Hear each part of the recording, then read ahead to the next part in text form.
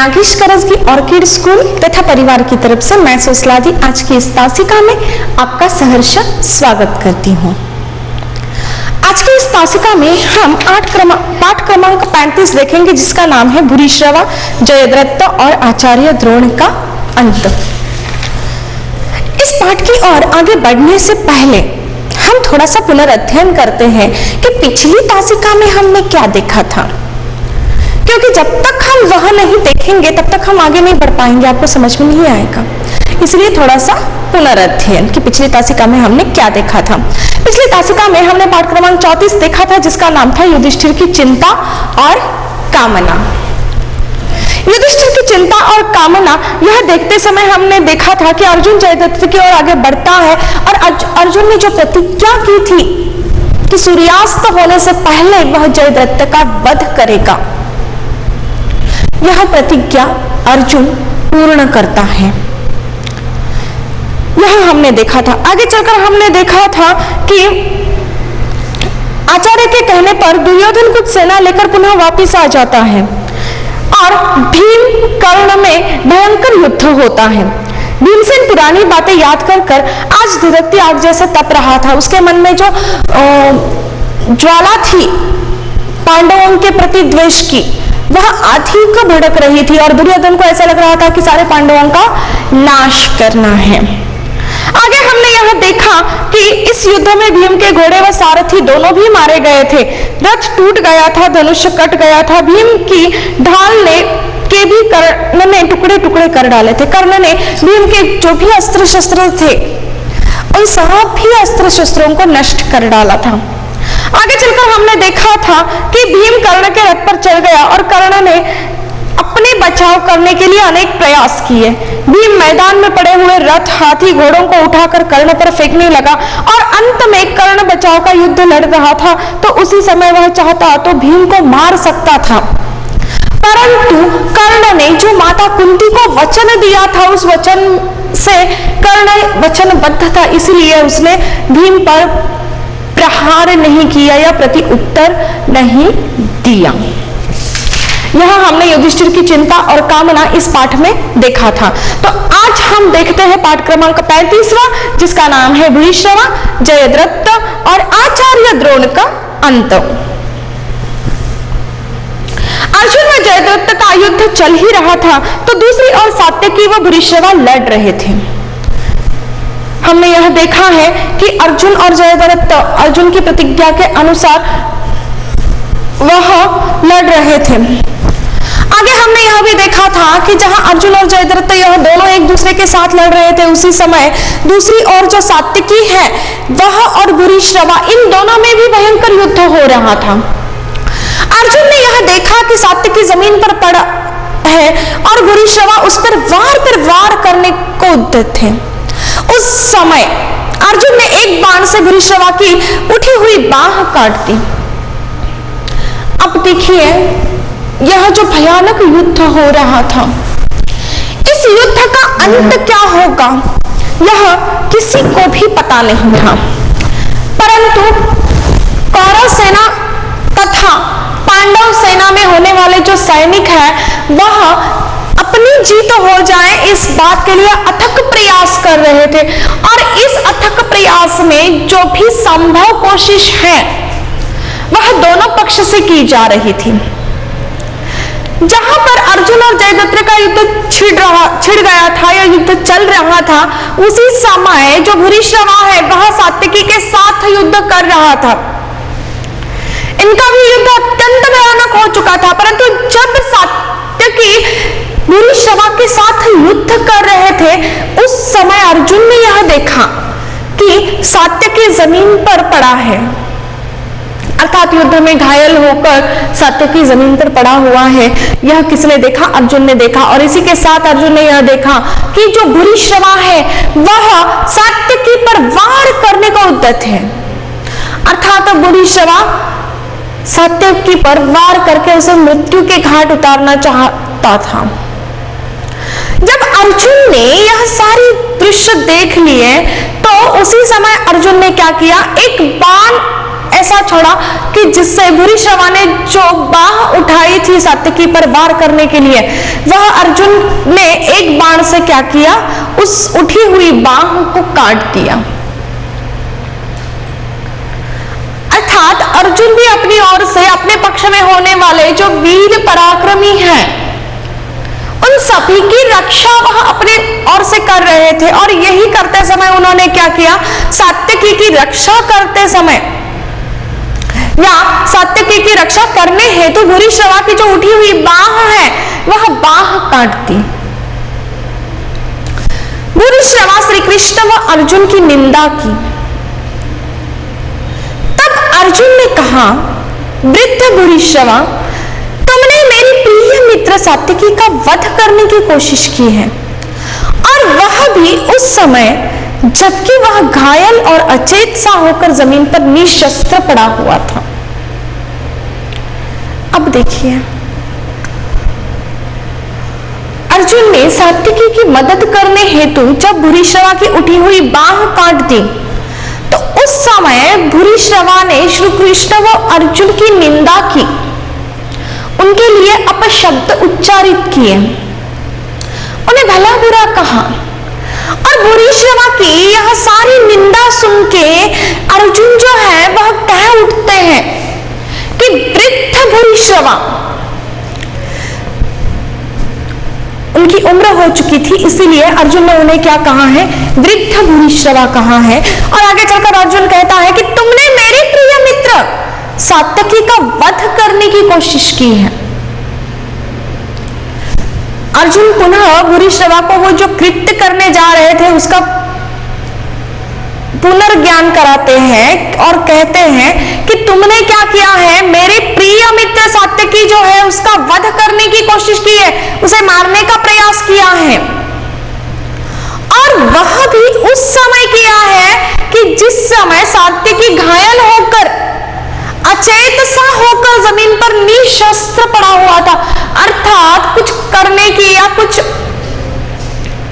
सोचने समझने की जो हालात थे वह सात्यकी के नहीं थे, वो पूर्णतः से घायल हो चुका था, युद्ध करने लायक वह नहीं था। इस समय भूरिश्रवा ने उस पर हमला किया या आक्रमण किया, और जब वह अचेत सा होकर भूमि पर निशस्त्र पड़ा हुआ था, जब उसके हाथ में कोई शस्त्र नहीं है, वह अचेत सा था, उसके अंदर कोई चेतना नहीं हो रही थी, तो ऐसे समय में भूरिश्रवा ने क्या किया, उससे मृत्यु घाट उतारने का प्रयास किया है। और यही बात अर्जुन भूरिश्रवा से कहते हैं, वह इस शब्दों में कहते हैं कि वृद्ध भूरिश्रवा, तुमने मेरी प्रिय मित्र सात्यकी का वध करने की कोशिश की है, और वह भी उस समय जबकि वह घायल और अचेत सा होकर जमीन पर निशस्त्र पड़ा हुआ था।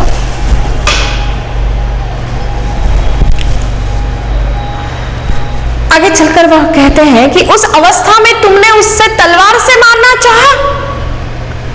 अर्जुन भूरिश्रवा से कहते हैं कि जब वह अचेत सा भूमि पर पड़ा हुआ है, वह कुछ नहीं कर पा रहा है, उसके हाथ में शस्त्र नहीं है अपने बचाव पक्ष में, ऐसे हालात में तुमने क्या किया है, उसे तलवार से मारना चाहा है, उसे मारने का प्रयास किया है।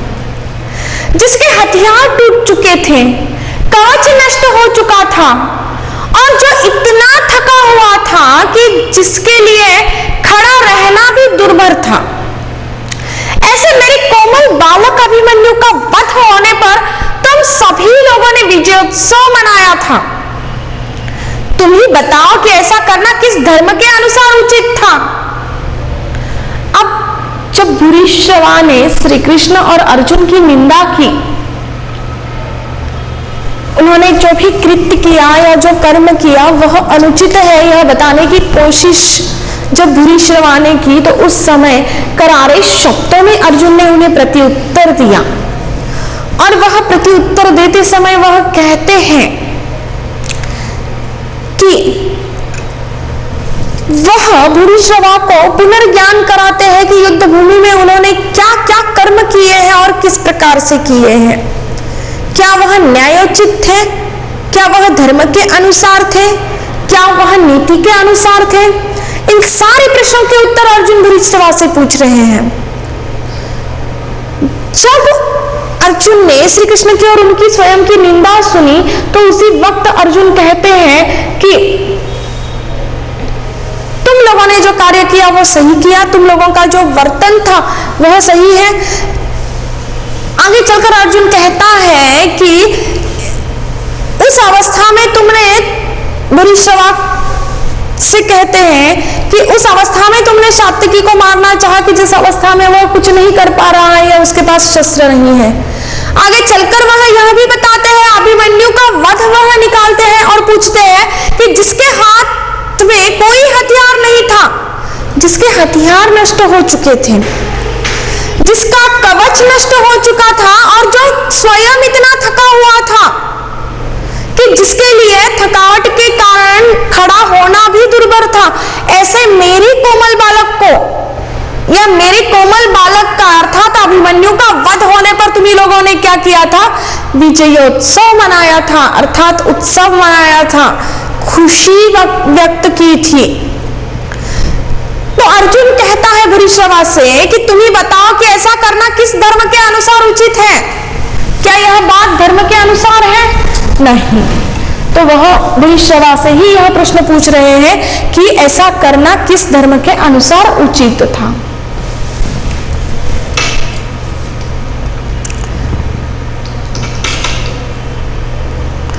अब देखिए आगे, अर्जुन के इस प्रकार मुंह तोड़ जवाब देने पर भूरिश्रवा युद्ध के मैदान में शेरों को फैलाकर 8 आसन जमाकर बैठ गया।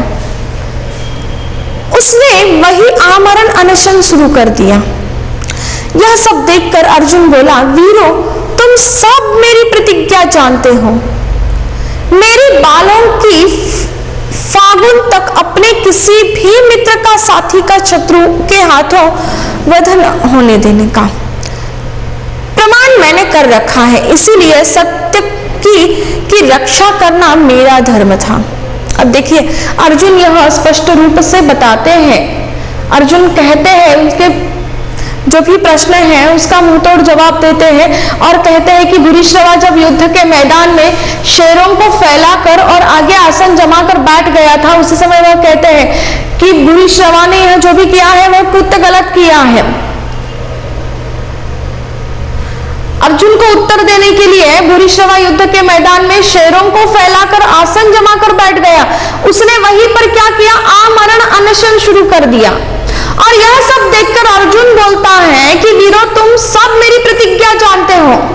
मेरे बाणों की पहुंच तक अपने किसी भी मित्र या साथी का शत्रु के हाथों वध होने देने का प्रण मैंने कर रखा है। अर्थात मेरे पक्ष में जो भी व्यक्ति है, मित्र है, उनकी रक्षा करना यह मेरा आद्य कर्तव्य है, ऐसा अर्जुन वहां बताते हैं। और वह कहते हैं कि इसीलिए सात्विकी की रक्षा करना क्या है? मेरा धर्म है। भूरिश्रवा ने अर्जुन से सहमत होकर अपना सिर जमीन पर टेक दिया। इसी मध्य सात्विकी ने भूरिश्रवा का सिर काट दिया। सात्विकी के इस कृत्य की सभी ने निंदा की। युद्ध भूमि में ही भूरिश्रवा पूर्णतः से हार चुके थे। भूरिश्रवा ने अर्जुन की सारी बातें सुन ली और अर्जुन की सारी बातें सुनने के पश्चात भूरिश्रवा उसने जो भी बातें कही, अर्थात अर्जुन की बात से सहमत हो गए भूरिश्रवा। और भूरिश्रवा अर्जुन की बातों से सहमत होकर उन्होंने क्या किया? अपना सिर जमीन पर टेक दिया, अर्थात उन्होंने हार मान ली। और इसी मध्य सात्विकी ने भूरिश्रवा का सिर काट दिया। इसी मध्य क्या हो गया? जो सात्विकी है उसने क्या किया? जो भूरिश्रवा है उसका सिर काट दिया। सात्विकी के इस कृत्य की सभी ने निंदा की। सात्विकी ने जो भूरिश्रवा का सिर काट लिया, इस कृत्य की सब लोगों ने युद्ध भूमि में या रण क्षेत्र में जो भी लोग थे उन सभी लोगों ने क्या की? उसकी निंदा की। इधर अर्जुन कौरव सेना को चीरता हुआ जयद्रथ के निकट पहुंच गया। अर्जुन व जयद्रथ में भयंकर युद्ध चल रहा था। सूर्यास्त का समय निकट था। दोनों के मध्य युद्ध जारी था। अब देखिए, अर्जुन ने तो प्रतिज्ञा कर ली थी कि सूर्यास्त होने से प्रथम वह क्या करेंगे, जयद्रथ का वध करेंगे और अभिमन्यु के मृत्यु का बदला लेंगे। अर्जुन कौरव सेना को चीरता हुआ कहां तक पहुंच गया, जयद्रथ के निकट पहुंच गया। जयद्रथ की सुरक्षा के लिए दुर्योधन ने काफी सारे महारथी और सैनिक लगाए थे। उन सभी को चीरता हुआ यह जो अर्जुन है वह क्या करता है, जयद्रथ के निकट पहुंच जाता है। अर्जुन व जयद्रथ में भयंकर युद्ध चल रहा था। अब जयद्रथ तो स्वतः का बचाव करने का प्रयास करेगा और अर्जुन जयद्रथ को मारने का। इन दोनों के बीच में इतना भयानक युद्ध चल रहा था कि जिसकी कल्पना करना भी असंभव है। युद्ध इतना भयंकर हो गया था कि किसी को भान ही नहीं था, सब अपने अपने में व्यस्त थे और सूर्यास्त का जो समय है वह समय भी निकट आ रहा था, अर्थात सूर्यास्त होने को था। दोनों के मध्य युद्ध जारी था, अर्थात सूर्यास्त होने को आया था, सूर्यास्त निकट था, सूर्यास्त का समय। लेकिन यह जो अर्जुन और जयद्रथ है इनके मध्य में जो युद्ध था वह जारी था, यह युद्ध रुका हुआ नहीं था। जयद्रथ सूर्य की ओर देखने लगा। अब जयद्रथ जो है वह सूर्य की ओर देखने लगा, क्योंकि सूर्यास्त अगर हो गया तो वह युद्ध वही समाप्त हो जाएगा और सूर्यास्त से पहले अगर अर्जुन जयद्रथ को नहीं मार पाएगा तो उसकी प्रतिज्ञा भंग हो जाएगी, प्रतिज्ञा टूट जाएगी। इसी कारण इस भयंकर युद्ध के चलते भी जो जयद्रथ है वह क्या करता है, सूर्य की ओर देखने लगा है कि सूर्यास्त कब होगा। उसी समय जो श्री कृष्ण है वह क्या करते हैं, अर्जुन से कहते हैं।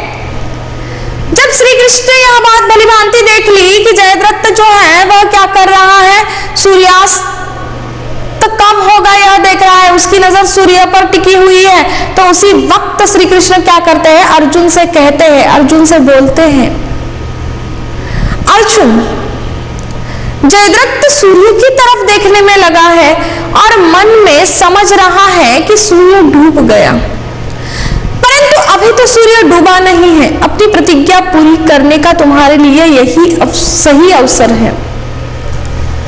अब श्री कृष्ण ने जब जयद्रथ की ओर देखा तो उसे यह बात भलीभांति पता चली कि जयद्रथ क्या कर रहा है, सूर्य की ओर देख रहा है और सूर्यास्त कब होगा यह वह देख रहा है। तो उसी मध्य श्री कृष्ण अर्जुन से बोलते हैं कि जयद्रथ को ऐसा लग रहा है कि अभी क्या हो गया है, सूर्य डूब गया है। वह मन ही मन में यह समझ रहा है कि अब क्या हो गया है, सूर्य डूब गया है, अर्थात सूर्यास्त हो गया है। परंतु आगे चलकर श्री कृष्ण जो है वह अर्जुन से कहते हैं कि अभी तो सूर्य डूबा नहीं है, अर्थात अभी सूर्यास्त नहीं हुआ है। तो अर्जुन श्री कृष्ण की बात सुन रहे थे, तो श्री कृष्ण अर्जुन को पुनः एक बार यह समझाते हैं कि जब जयद्रथ सूर्य को देखने में लगा है और वह मन ही मन में यह सोच रहा है कि अभी सूर्यास्त हो गया है, परंतु अभी सूर्यास्त नहीं हुआ है, तो यह जो बात है वह बात तुम्हारी जो प्रतिज्ञा है वह पूर्ण करने के लिए तुम्हारे लिए क्या है, यह एक सही अवसर है, या यह एक अवसर तुम्हें प्राप्त हुआ है कि तुम क्या कर लो, अपनी प्रतिज्ञा पूर्ण कर लो और इसी मध्य या इसी दौरान तुम क्या करो, जो जयद्रथ है उसका वध करो। श्री कृष्ण ऐसा किसे समझाते हैं, अर्जुन को। क्या समझाते हैं कि अर्जुन जयद्रथ सूर्य की तरफ देखने में लगा है और मन में समझ रहा है कि सूर्य डूब गया, परंतु अभी तो सूर्य डूबा नहीं है। अपनी प्रतिज्ञा पूर्ण करने का तुम्हारे लिए यही अवसर है। श्री कृष्ण के ये वचन अर्जुन के कान में पड़े ही थे कि अर्जुन ने गांडीव से एक तेज बाण छूटा और जयद्रथ के सिर को उड़ा ले गया। अब देखिए जैसे ही कृष्ण ने यह बातें कही, अर्जुन ने एक पल का भी समय नहीं गवाया। बिना समय गवाए श्री कृष्ण के ये वचन सुनकर अर्जुन के ये वचन जो थे, अर्थात श्री कृष्ण की यह जो बातें हैं, यह अर्जुन के कान पड़ते ही अर्जुन ने क्या किया कि गांडीव से एक तेज बाण छूटा अर्जुन के, और जयद्रथ के सिर को उड़ा ले गया। अर्थात उस बाण में कितनी क्षमता होगी देखिए कि एक ही बाण में वह बाण क्या करता है, जयद्रथ का सिर लेकर उड़ जाता है। श्री कृष्ण ने समय पर ही एक चेतावनी अर्जुन को दे दी थी। अब देखिए इसी के साथ जिस प्रकार श्री कृष्ण ने अर्जुन को सलाह दी कि यही समय है कि तुम अब क्या कर सकते हो, अपनी प्रतिज्ञा पूर्ण कर सकते हो, तो उसी समय श्री कृष्ण ने एक सही समय रहते सलाह या एक चेतावनी अर्जुन को दे दी थी। अब वह चेतावनी क्या दी थी अर्जुन को श्री कृष्ण ने कि जयद्रथ के सिर को जमीन पर नहीं गिरने देना है। अर्जुन को क्या चेतावनी दी थी श्री कृष्ण ने कि उसने जो भी यह प्रतिज्ञा की है, इस प्रतिज्ञा को पूर्ण करते समय जो जयद्रथ है, उस जयद्रथ का सिर जो है वह जमीन पर नहीं गिरने देना है। और श्री कृष्ण की यह जो चेतावनी है वह अर्जुन ने अपने सर आंखों पर रख ली और अर्जुन ने ऐसा ही किया। जिस प्रकार से श्री कृष्ण ने उसे चेतावनी दी कि जयद्रथ के सिर को जमीन पर नहीं गिरने देना है, तो अर्जुन ने भी क्या किया, ऐसा ही किया कि जयद्रथ का जो सिर है वह जमीन पर गिरने नहीं दिया। जयद्रथ के पिता राजा वृद्धक्षत्र अपने आश्रम में बैठे संध्या वंदना कर रहे थे कि इतने में जयद्रथ का सिर ध्यान मग्न राजा की गोद में जा गिरा। अब देखिए जयद्रथ के पिता जो थे राजा वृद्धक्षत्र, जयद्रथ के पिता का नाम क्या है, राजा वृद्धक्षत्र। यह राजा वृद्धक्षत्र अपने आश्रम में बैठे संध्या वंदना कर रहे थे, अर्थात शाम के समय वह वंदना कर रहे थे अपने आश्रम में बैठकर। तो देखिए जयद्रथ के पिता जो थे राजा वृद्धक्षत्र अपने आश्रम में बैठे संध्या वंदना कर रहे थे कि इतने में जयद्रथ का सिर ध्यान मग्न राजा की गोद में जा गिरा। इतने में क्या हो गया, जो जयद्रथ का सिर है जो अर्जुन ने एक ही बाण में उड़ाया था, वह सिर ध्यानमग्न जो राजा था वृद्धक्षत्र उसकी गोद में जा गिरा। ध्यान समाप्त होने पर जब वृद्धक्षत्र की आंखें खुली और वह उठे तो जयद्रथ का सिर उनकी गोद में जमीन पर गिरा पड़ा और उसी क्षण बूढ़े वृद्धक्षत्र के सिर के भी 100 टुकड़े हो गए। अब देखिए जब ध्यान समाप्त हो जाता है तो ध्यान समाप्त होने पर वृद्धक्षत्र की जो आंखें हैं वह खुल जाती हैं और आंखें खोलकर जब वह उठे तो उसी समय क्या होता है, जयद्रथ का जो सिर है, राजा जयद्रथ जो है उसका जो सिर है वह क्या होता है, राजा वृद्धक्षत्र की गोद से जमीन पर गिर पड़ता है।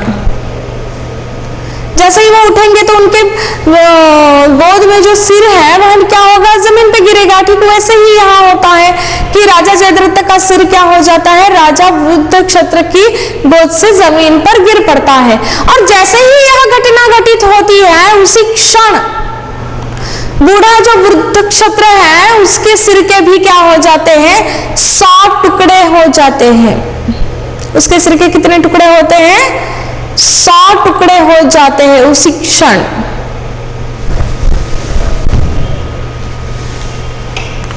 यह 14वें दिन का युद्ध था। अब देखिए यह युद्ध कि कौन से दिन का था, यह 14वें दिन का युद्ध था। जयद्रथ वध से उत्साही युधिष्ठिर ने द्रोणाचार्य पर आक्रमण कर दिया। अब देखिए 14वें दिन का यह जो युद्ध था वह भयानक था। जयद्रथ का जो वध हुआ उससे उत्साहित जो युधिष्ठिर थे उन्होंने क्या किया, अब जो आचार्य द्रोण थे अर्थात द्रोणाचार्य जो थे उन पर आक्रमण कर दिया, उन पर हमला बोल दिया। आज युद्ध रात तक चलता रहा, जैसे कि सूर्यास्त होते ही युद्ध समाप्त होता था, परंतु आज का जो युद्ध है वह रात तक चलता रहा। कर्ण घटोत्कच में भयंकर युद्ध हो रहा था। कर्ण और जो घटोत्कच है इन दोनों में भी क्या हो रहा था, भयंकर युद्ध हो रहा था। कर्ण को घटोत्कच ने इतनी पीड़ा पहुंचाई कि उसे इंद्र के द्वारा मिली शक्ति का प्रयोग करना पड़ा। इंद्र ने जो शक्ति प्रसन्न होकर कर्ण को दी थी उस शक्ति का प्रयोग अब क्या करना पड़ा, कर्ण को करना पड़ा। कर्ण व घटोत्कच मारा गया, किंतु अर्जुन का संकट टल गया, क्योंकि कर्ण ने यह शक्ति अर्जुन के लिए रख छोड़ी थी। पांडव सेना घटोत्कच के मारे जाने से शोकग्रस्त हो गई। अब देखिए कर्ण और घटोत्कच इन दोनों में जो भयानक युद्ध हो रहा था, इस युद्ध में घटोत्कच जो है वह कर्ण पर भारी हो रहा था। कर्ण को घटोत्कच ने इतनी पीड़ा पहुंचाई, उसे इतना आहत कर दिया, उसे इतना घायल कर दिया कि उसे इंद्र के द्वारा मिली जो शक्ति थी, कि जिस शक्ति का प्रयोग केवल और केवल एक बार ही किया जाता है और प्रयोग होने के पश्चात वह शक्ति पुनः इंद्र के पास जाएगी, उस शक्ति का प्रयोग कर्ण को घटोत्कच पर करना पड़ा। कर्ण के द्वारा यह जो घटोत्कच है वह मारा गया, किंतु अर्जुन का संकट जो है वह टल गया, क्योंकि कर्ण ने क्या किया था कि इंद्र के द्वारा उसे यह जो भी शक्ति मिली थी वह शक्ति उसने क्या की थी, अर्जुन के लिए रख छोड़ी थी। घटोत्कच की मृत्यु होने के पश्चात पांडव सेना जो है वह अत्यंत शोकग्रस्त हो गई। किस बात से शोकग्रस्त हो गई, घटोत्कच के मारे जाने के कारण।